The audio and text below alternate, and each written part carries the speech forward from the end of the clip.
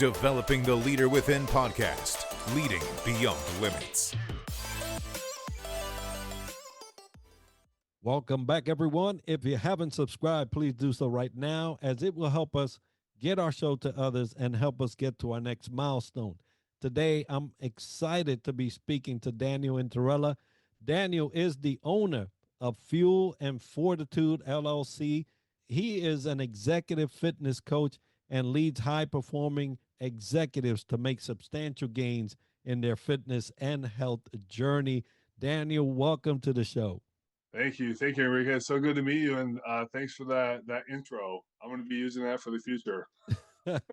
Well, it's a blessing to have you, and I know that what we're going to be talking about is so important, especially in the era where we've been tied to a desk at home, right? This work from home is great, but we've seen a lot of people grow stagnant in their physical fitness, especially, and even if you are in a organizational environment, that desk is a killer for a lot of us in the executive level. And folks, we'll be speaking about fit to lead, why C-suite executives can't afford to ignore their health. And if there's anything I've seen really make an impact on C-suite and executives is their health later on. But before we get into all of that conversation, tell us a little bit about you that maybe the audience may not know. So my name is Daniel Intorella. I'm a health and wellness professional. I basically help high-performing men is where I focus on, who are desk-bound, tied to that anchor for 8, 10 plus hours a day, help them, banish the pain and build the frame, lose the gut, and build a body that really is going to outlast that career in a nutshell. Yeah, and very important as a military man, I know that physical fitness goes hand in hand with your overall wellness. Now, many executives operate in a constant state of pressure and decision fatigue. From your perspective, as an executive fitness coach, how does physical fitness directly impact a leader's mental clarity and decision making and overall leadership performance? When you create that much discipline for yourself, whether it's the 5 a.m. workout or the 5 p.m. workout, dedicating that time to yourself, putting in your health as a top priority, it just makes you sharper, building muscle, obviously burning fat, becoming sharper, mental clarity, and then you supplement with the nutrition. I've worked with a few guys who they might work out, but their body doesn't really change because the nutrition is lacking. But when you get those components all together, and it doesn't have to be so strict. I'm a lot of reduce over restrict and more like 80-20. But when those certain variables are dialed in, you feel the difference when you go less processed and more whole, not to the extreme. You feel the mental clarity, you feel sharper, and it's just a matter of rinse and repeat, right? Rinse and repeat every day. And it goes the distance. Absolutely. Now, I had gone down a road of health and fitness about 6 months ago, and I decided that, well, you know what, I'm gonna cut whatever I'm ingesting that is sugar based or will give me those excess calories that I don't want because it's not actual food. And I decided to make that shift. And in a matter of 3 weeks, I lost over 15 pounds and I did not exercise. It's It was crazy, right? just a nutrition based decision to go along with my life and voila, feel better, think better, and actually have seen the difference in my body. Right. That's huge when you see it yourself, because sometimes we'll be the last ones to see the results or the recomp happening, and it'll be like, "Hey, Enrique, have you been working out, or have you been like, what have you been doing?"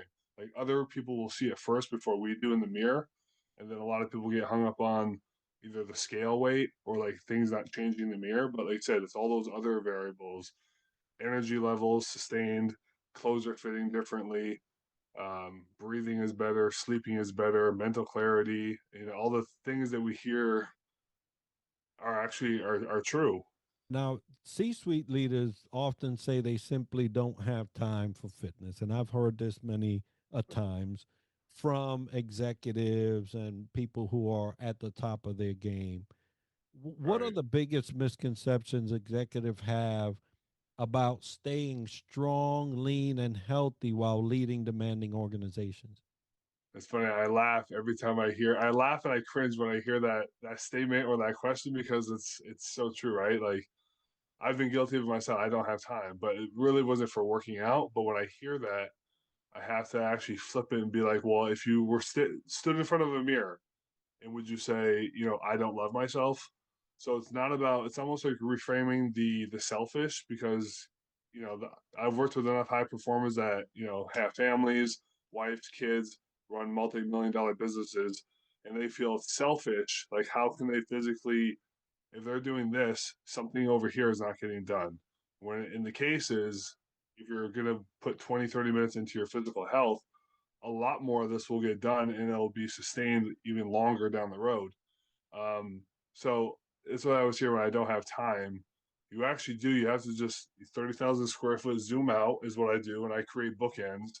So I start looking at just say, Enrique, we all have a start and we all have an end to the day, right? So what are we doing in between that time is kind of what dictates our future, like what's going to happen. Because once you have your bookends, Monday, Wednesday, Friday might look like this. Tuesday, Thursday, Saturday might look like this. Maybe the weekends are off. Then you start diving in a little bit more into it and seeing exactly where does fitness lie? Where can I, put some fitness and maybe this day's a heavier day, business calls, Zoom calls, whatever it might be. We're going to scale it back to maybe a 20-minute active recovery day. So that's really where I plug into the high performers. I'm essentially getting to know their life and how they move throughout the week, and then I am choreographing workouts, stability, exercising, stretching, mobility, whatever it may be. So it doesn't seem so much. Now, talking about working with high performers, what daily habits or routines separates executives who sustain peak health and energy from those who burn out over time? They realize the importance of their health and that 30 minutes, 45 minutes, that their me time, whether that's in the morning. For me, it's in the morning, but my workout, my exercise is more towards the afternoon just because of my schedule. But everybody has a different, lives a different life, has a different schedule. But the ones who prioritize that, they they got it. They got the message. It's not selfish. It's self love, and that I always say like a better you is going to be a better everybody else. Your husband, a better wife, better kids. When you take care of yourself, for me, it starts at 2:30 in the morning. By 3 o'clock in the morning, I'm having my breakfast. By 4 a.m., I'm feeding my horses. Then I go to my full-time W-2 until about 1:30, and then I'm back to take care of the horses, and then I'm back to do my workout or train boot camps at nighttime, or have calls with clients or check on progress. And I go till about 7:30. I'm in bed by 9 p.m. and I just repeat, repeat. It's rinse and repeat, and it produces excellence, in my opinion. The simple, mundane routines, and once you can really dive into it. Like I said, everybody's week is going to look a little bit different, obviously, but that's where the bespoke playbooks come in. If you travel, I've had high performers who travel 2 weeks out of the month. So I create a home playbook and an away playbook. So the away playbook, that could throw a curveball, right? We all go on vacations, we all go to hotels, and the gym might be, you might see like a BOSU and you might see a few other cardio pieces of equipment and not a lot of free weights and not a lot of machines because they don't just put a lot of effort into their gym. They have some economies. So I go as far as what hotel we're staying at. I find out what's in that gym and then I plug it into your week or your 2 weeks while you're there. So it's a seamless transition. So I'm kind of like a concierge service, concierge personal trainer. I'll yeah, but it works. The high performers, they don't have time. Essentially, they don't have time per se to be thinking about the mental exhaustion of what should I do today? What should I do chest today? Should I do legs tomorrow? Like I take care of all that. So we're going to do this, we're going to do that. And then, time is crucial because they may have a conference and they don't have time to, that mental exhaustion is, taken care of when we're working together. Well, definitely coming to the thought that, hey, this is important is definitely one of the things that most executives need to get to in order for this all to work. Now, you often talk about strength, resilience, and fortitude. How does developing physical discipline translate into strong leadership, confidence, and influence in the boardroom? I equate it to your body speaks before a word leaves your mouth, right? When you walk into a room, are you slunched? Your handshake, is it limp? Those are just indicators. When you see somebody, it's not in a judgmental form, but when you see someone, whether it's man or woman, walk in and they are presented well, they're groomed, shoulders back, chest is proud, firm handshake, eye contact. There's just certain cues that people will notice. And if you see somebody that takes care of themselves, you immediately think, he or she, wow, they prioritize their health. They're serious. They're serious about their health. They're serious about their business. They're serious about their life, their family, their kids. So it all trickles down, as opposed to somebody who may be not there yet. It just comes down to priorities because we all have the same 24 hours, but and some of us do have demanding schedules, maybe 15 plus hours, 16, 17 plus hours. But you still can find time to stretch. You can still find time to move your body. Um, it may not be going to the gym. So some of my clients have equipment in their office, not a lot, but a couple dumbbells, maybe a kettlebell. You can do a lot with a kettlebell. And it's just about building that habit and then just creating that into your lifestyle. So it's not something that you have to do. It just becomes what you do throughout the week. Yes, absolutely. Now, for the executive listening right now who feels overwhelmed, out of shape, or stuck in survival mode, what are the first three steps they can take this week to start reclaiming their health and performance? I think you named one, steps. So move your body. And if you work from home, great. Walk up and down your steps. Go to the basement, first level, go upstairs, walk around your room. If you're not accustomed to doing that, even that's a lot. Increase your step count. Walk down the street, get some vitamin D, fresh oxygen. Writing yourself like a post-it. If by your laptop, hey, at 2 o'clock after the call with Ted, we're gonna walk outside. If it's raining, we walk up steps. Two, water, hydration.